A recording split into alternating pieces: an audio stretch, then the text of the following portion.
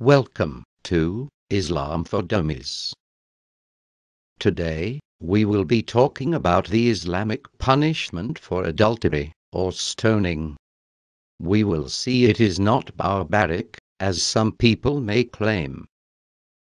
First, let me clarify the punishment for extramarital sex in Islam. Stoning applies to a married person, and 100 lashes applies to an unmarried person. However, the legal requirements needed to prove that extramarital sex even occurred make it nearly impossible to obtain a conviction. For example, to even prove adultery in court requires 4 eyewitnesses of good character who saw the penetration of one sexual member into another.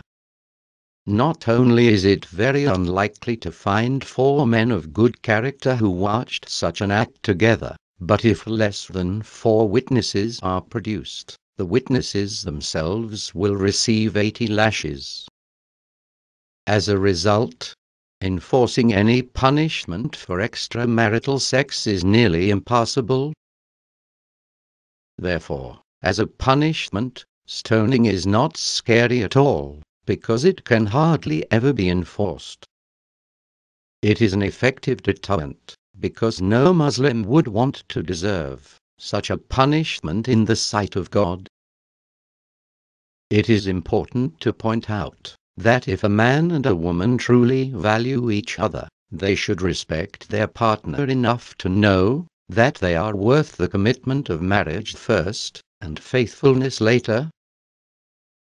Now, let's discuss the top 3 ways to avoid being stoned for adultery. Number 3. Be faithful to your spouse. Number 2. Do not let 4 men of good character witness your act of adultery from specific angles. And number 1. Do not confess to adultery 4 times. In conclusion, the only people who can easily be punished by stoning are those who commit adultery in public places.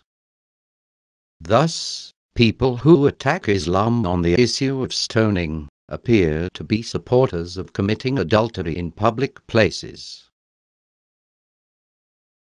We sincerely hope you enjoyed this episode of Islam for Dummies.